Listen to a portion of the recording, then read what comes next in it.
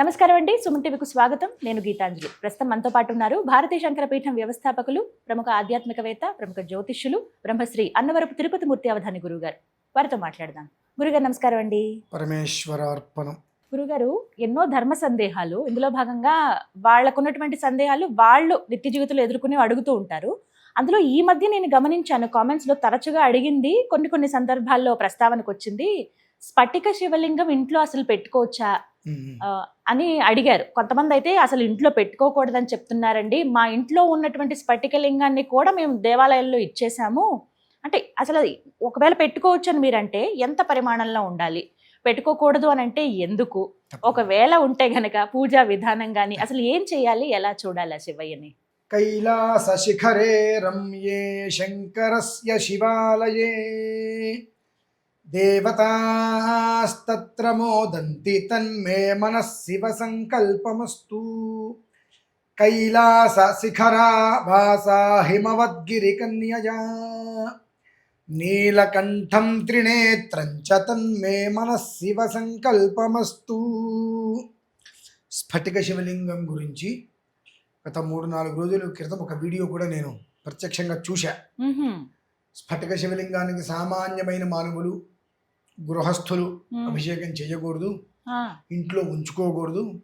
కేవలం సన్యాసులు మాత్రమే ఈ యొక్క స్ఫటిక శివలింగానికి అభిషేకం చేయాలి తప్ప ఇంట్లో ఎవరు ఉంచుకోకూడదు అనేటువంటిది ఒక ఆయన వివరించడం విన్నా. నాకు వెంటనే మహాభారతం గుర్తొచ్చిందండి. మహాభారతంలో ధర్మరాజు వారితో మార్కండేయ మహర్షి వారు అంటారు, ధర్మరాజా, రాబోయేటువంటిది కలియుగము. ఆ కలియుగంలో జ్ఞానం ఏమాత్రము లేని వాళ్ళు వీధి వెంబడి మేము జ్ఞానాన్ని బోధిస్తామని చెప్పి తిరుగుతూ ఉంటారు. జ్ఞానానికి సంబంధం లేని, జ్ఞానం తెలియని వాళ్ళు బ్రహ్మోపదేశాలు చేస్తామని చెప్పి వీధి వెంబడి తిరుగుతూ ఉంటారు. వారినే జనాలు గొప్ప వాళ్ళుగా విశ్వసిస్తూ ఉంటారు అనేటువంటి మాట నాకు గుర్తొచ్చిందండి. ఎందుకంటే అమ్మా, నిర్మలం అంటే స్ఫటికం, నిశ్చలం అంటే స్ఫటికం, దేదీప్యమానం అంటే స్ఫటికం, శాంతి అంటే స్ఫటికం, శ్వేతం అంటే స్ఫటికం, ధవలం అంటే స్ఫటికం. ప్రశాంతతకి మూలం నిర్మలత్వం, నిర్మలత్వానికి మూలమే స్ఫటికం. శుద్ధ స్ఫటికం అంటారు. అందుకనే ఆ శుద్ధ స్ఫటిక శంకాశి. ఇప్పుడు మనం ఏవైతే 7 చెప్పుకున్నామో, ఈ 7 ఎవరి దగ్గర అయితే ఉండవో వాళ్ళే స్ఫటికాన్ని ఇంట్లో ఉంచుకోకూడదు అని చెప్తారమ్మా. ఎందువల్లంటే శుద్ధ స్ఫటిక శంకాశం త్రినేత్రం పంచవక్త్రం దశభుజకం సర్వాభరణ భూషితం. ఒక్క స్ఫటిక శివలింగం ఇంత అంటే ఒక బటన్ వేలు కన్నా చిన్నది, ఒక అంగుళం ఆ ప్రమాణంలో నీ ఇంట్లో ఉన్నది అంటే బహుశా ఆ రోజు నుంచే అదృష్టవంతుడవయ్యా అని చెప్పచ్చు. నీకు అదృష్టం పట్టబోతుందయ్యా అని చెప్పచ్చు. నీ వంశం మాత్రం ఉద్ధరించబడుతుందయ్యా అని చెప్పవచ్చు గట్టిగా. నీకు తరతరాలుగా ఉండేటువంటి ఏదైనా ఎక్కడైనా తెలుసో తెలియకో పాపం కనుక వస్తుందంటే ఈ క్షణంతో అది పోయిందయ్యా, వంశం ఉద్ధరింపబడుతుందయ్యా అని గట్టిగా మనం చెప్పవచ్చండి. అంత శ్రేయస్కరమైన స్ఫటికం. అందులోనూ కూడా స్ఫటికం అంటే ఏమిటి? నీరే. అదొక రాయి కాదండి. స్ఫటికం అనేటువంటిది నీరు. ఆ నీరు -డిగ్రీలోకి వెళ్ళిపోయి ఆ గడ్డ కట్టేస్తుంది. ఇక ఎప్పటికీ అది మరి నీటిలాగా మారదు. దాన్ని అత్యంత జాగ్రత్తగా తపన తాడన దాన్ని కొట్టి అరగతీసి చేసి లింగ ప్రమాణం చేస్తారు. కాబట్టి చాలా మంది ఇప్పుడు మీరు అన్నట్టుగా ఇంట్లో పెట్టుకోకూడదని కొంతమంది అనుకుంటే కాశీ నుంచి అటు వెళ్ళి కొన్ని శివలింగాలు తెచ్చేసుకొని ఇంట్లో పెట్టేసుకుంటారు. అది ప్రమాదమే. అలా చేయకూడదు. ఎందువలన షాపులో ఉంటే అది ఒక రూపం మాత్రమే, ఇంట్లో ఉన్నది రూపమే. దానికి తపన తాడన దోషాలు ఉంటాయమ్మా. ఆ తపన తాడన ఆ ఒక్క గంగాశిల అంటే రత్నశిల, ఆ రాయి ఒక నీరు ఒక రత్నంగా శిలగా మారిపోయిన దాన్ని తీసుకొచ్చి జాగ్రత్తగా దాన్ని కొట్టి చెక్కి దానికి ఒక రూపు తీసుకొని వస్తారు. దానికి తపనము తాడనము. ఈ తాడనము వలన తాపం కొట్టడం వలన వేడెక్కుతుంది. అది దానికి ఏదైతే కనుక ఆ తపన తాడనాలంటే వాటి నుంచి పూర్తిగా బయటికి తీసేయాలి. వాటి నుంచి పూర్తిగా బయటికి తీసేయాలంటే 295 రుద్రాలతో అభిషేకం చేయాలి. 295 లేక 98 రుద్రాలతో అభిషేకం చేయాలి. అట్లా 28 రోజుల పాటు. బా.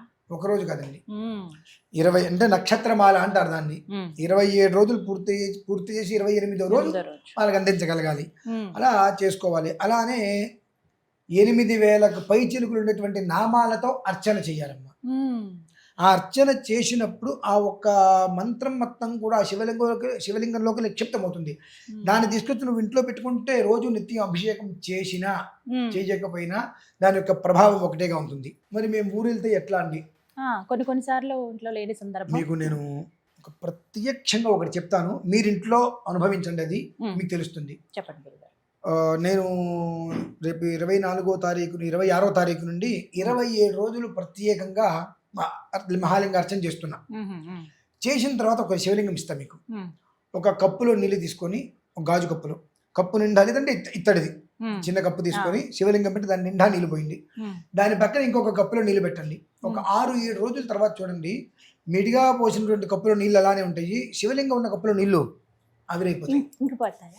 ఆవిరవుతాయమ్మా. ఎందుకండి? కనీసం ఇంత మేరైనా ఆవిరైపోతాయి. అది అంటే శివుడికి ఎప్పుడు నీటితోనే అభిషేకం ఎందుకు చెయ్యాలి? 27 రోజుల పాటు నిక్షిప్తం చేసి ఆ నీటిని ఇందులో ఆ శక్తి బిందువుని ఎందుకు మేము పూర్తిగా కేంద్రీకరించేటట్టుగా చేస్తాము? ఇంటికి వెళ్ళిన తర్వాత మీరు అభిషేకం చేసినా చేయకపోయినా నీళ్ళలో పెట్టుకోండి, రోజుకు ఒకసారి నీళ్లు మార్చుకోండి అని ఎందుకు మేము చెబుతాము అంటే, ఆ తాపము అంటే ఈశ్వరుడు ఉగ్రభూతాలు ఊరి మీద పడి నాశనం చేయకుండా చితిమంటల మధ్యన నాట్యం ఆడుతుంటారు. ఎంత వేడండి అది! మనందరి కోసము ఆ తాపం, భక్తులందరూ క్షేమంగా ఉండాలి, అందరూ సుఖంగా ఉండాలని ఒక్క ఉద్దేశ్యంతో ఈ ఉగ్రభూతాలు ప్రమదగణాలన్నీ కూడా ఊరి మీదకి వచ్చి ఊరిని నాశనం చేయకుండా వాటిని సంతృప్తిపరచడం కోసం మనకు ఎలాంటి కష్టము రాకుండా చితిమంటల మధ్యన ఆయన నాట్యం ఆడుతుంటాడండి, తాండవం ఆడుతూ ఉంటాడు. కాబట్టి ఆ చితిమంటల మధ్యన తాండవం ఆడుతున్నప్పుడు అన్ని తిరుగుతూ ఉంటారు, ఆ మంటల్లోంచి నిప్పులోంచి తిరుగుతుంటారు, ఆ వేడతానికి వచ్చేస్తుంది. ఆ తాపం అనేటువంటిది నిరంతరం ఆయనకు ఉంటుంది. కాబట్టి ఆ శివలింగం అనేటువంటిది అర్చన చేసిన తర్వాత ప్రాణప్రతిష్ఠ చేసి వాయు ప్రతిష్ఠ చేసి దానికి మంత్రం నిక్షిప్తం చేసిన తర్వాత అది ఏ ఇంట్లో అయితే పెట్టుకుంటామో ఆ ఇంటికి సిరి సంపదలకు ఐశ్వర్యానికి లోటే ఉండదు. కానీ మీరు నిత్యం అభిషేకం చేసినా చేయకపోయినా అలా నీళ్లు పోసి పెట్టండి, ఇంకుతాయి. ఆ నీళ్ళు ఇంకటము అని అంటే తాపం స్వామివారికి తగ్గుతుంది. తాపం తగ్గుతుంది అంటే నీ ఇంట్లో ఉన్నటువంటి నష్టం పోయినట్టేగా. నీ ఇంట్లో అసలు వేడి అనేటువంటి మాట ఏ పరిధిలో కూడా కష్టం అనే పదం కాదు కదండి. అంటే ఇంట్లో ఉండొచ్చు ఖచ్చితంగా. అంగుష్ట మాత్రం ఇంత. ఇప్పుడు మీరు అన్నట్టుగా ఎక్కడికైనా బయటికి వెళ్ళినప్పుడు అలా నీళ్ళలో పెట్టేసుకోవచ్చమ్మా, లేదంటే ఒడ్లలో పెట్టేసుకోవచ్చు, నీటిలో పెట్టేసుకోవచ్చు, ఇబ్బంది ఏం లేదు. అలాగే మహిళలకి ఒకవేళ ఋతుస్రావం ఉన్నప్పుడు ఆ 4 రోజులు కుదరదు కదండి, మరి అప్పుడు ఏం చెయ్యాలి? అసలు అప్పుడు కూడా ముందే పెట్టేసి ఉంచుకుంటారా? భగవంతుడు ఒక అనుగ్రహం ఏమిటంటే స్త్రీకి అది ఒక వరం ఒక రకంగా. కానీ ఆ 4 రోజులు కూడా ఒక దోషభూయిష్టం. అది ముందే ఒక 2-3 రోజుల ముందే కొంతమందికి మొహాన్ ముట్టుమిలు వస్తుంటాయి, కొంతమందికి బ్యాక్ ఫైర్ బాగా వస్తుంటుంది. అవి తెలిసినప్పుడు ముందుగా నీళ్ళలో పెట్టేసి 4 రోజులు పక్కన పెట్టేసేసుకుంటే 5వ రోజు ఆ నీటిని శుభ్రం చేసి 5వ రోజు నుంచి వాళ్ళు ఒకవేళ మళ్ళీ ఏదైనా ఇబ్బందిగా అనిపించినప్పటికీ కూడా దాని గురించి ఆలోచన లేదు. 4 రాత్రులు అంతే. అంటే 3 రాత్రులు పూర్తిగా 4 స్నానం, 5వ స్నానంతో సమాప్తం. 5వ రోజు నాడు మళ్ళీ ఆ నీటిని మొత్తం తీసి మళ్ళీ శుభ్రంగా శివలింగానికి కడిగి మళ్ళీ నీరు పోసి పెట్టుకోవచ్చు. ఎలాంటి ఎందులో ఇబ్బందులు లేవు. కొన్ని వేల మందికి ఇచ్చారు మరి నేను ప్రత్యేకంగా తెప్పించి ప్లేట్లో పెట్టి వాటిని అర్చన కూడా లైవ్ లో అర్చన చేసి కొన్ని వేల మందికి ఇచ్చాను. ఇప్పుడు మళ్ళీ రేపు 26వ తారీఖు నుంచి మొత్తం కైలాస యంత్రంగానే ఏర్పాటు చేసేదానికి పెట్టి వాడికి 27 రోజులు లైవ్ ప్రోగ్రామ్ చేసి 27 రోజులు పూర్తయిన తర్వాత 28వ రోజు అందులో పాల్గొనే వాళ్ళందరికీ అది పంపించడం అందిస్తారండి. నివేదన అంటారు. నివేదన అనేటువంటిది అన్ని పెసరపప్పు నీళ్ళలో నానబేసి పెట్టండి. 1 గంట నీళ్ళలో నానబెడితే పెసరపప్పు నానిపోతుంది. అది పొద్దున్నే లేవగానే శుభ్రంగా ఆయన కడిగేసేసేసి ఈ కడిగేలోపే స్నానం చేయగానే అంత పెసరపప్పు లేదా పటికి బెల్లం, అదైతే అందరికీ సులువుగా, పంచదార, తేనె, ఏది సులువుగా ఇబ్బంది లేకుంటే ఆ క్షణకాలం మన నోట్లో ప్రసాదం నాలుగు మీద కరిగిపోవాలి. దానికి తగ్గట్టుగా అంత పట్టికి బెల్లం శుభ్రంగా స్వామివారిని కడిగేసేసి మళ్ళీ ఆయనకి భస్మం రాసేసి బొట్టు పెట్టేసి అక్కడ పెట్టడం, ఒక మారేడుదలం పెట్టడం, నమస్కారం చేయడం, అగరవత్తి చూపించడం, ఈ పట్టికి బెల్లం నివేదన పెట్టేయడం, నమస్కారం చేసి నోట్లో వేసుకోవడం. ఎప్పటి నుంచి మాకు ఇవి అందిస్తారండి ఒకవేళ తీసుకోవాలని అనుకుంటే భక్తులు ఎవరైనా? 26వ తారీఖు నుంచి 27 రోజులు పడుతుందమ్మా చేయడానికి. 27 రోజులు అంటే నక్షత్రమాల. ఈ 27 రోజులు 27 రోజులు పూర్తయిన తర్వాత అందించడం జరుగుతుందండి. ప్రతి మనిషి కూడా ఇంట్లో అది కడుగుతున్నప్పుడు ఓం నమస్తే అస్తు భగవన్ విశ్వేశ్వరాయ మహాదేవాయ త్ర్యంబకాయ త్రిపురాంతకాయ త్రికాగ్నికాలాయ కాలాగ్ని రుద్రాయ నీలకంఠాయ మృత్యుంజయాయ సర్వేశ్వరాయ సదాశివాయ శ్రీమన్మహాదేవాయ నమః అనేటువంటిది ఈ ఈశ్వరుడికి సంబంధించి నక్షత్రమాలార్చన అంటారు దీన్ని ఒక్కసారి వింటూ ప్రశాంతంగా పెట్టేసుకుంటాం. చాలా మరి ఎవరికైనా కావాలనుకుంటే మే 20 తర్వాత అందుబాటులోకి రమ్మంటారా? ఎప్పుడు? మే 27 ఏప్రిల్ 26వ తారీఖు నుంచి మొదలు పెడితే మే 24 వరకు నడుస్తుంది. ఇప్పుడు ఈ 27 రోజులు ఎవరైతే పాల్గొంటారో వారికి 27 రోజులు పూర్తయిన తర్వాత 28వ రోజు ఇతపూర్వం ఎలా అయితే కొన్ని వేల మందికి ఇచ్చామో అలా అందరికీ కూడా అందజేయాలి. ప్రతి కుటుంబము ప్రతి ఇల్లు శివ కుటుంబంగా కావాలి. కడుపే కైలాసం ఇల్లే వైకుంఠం అన్నట్టుగా ప్రతి ఇల్లు కూడా అలా ఉండాలి. తప్పకుండా గురువు, ఇదొక సదావకాశం, అందులో మీ చేతులుగా తీసుకోవడం అనేది ఇంకా అదృష్టం అండి. ధన్యవాదాలు గురుగారు.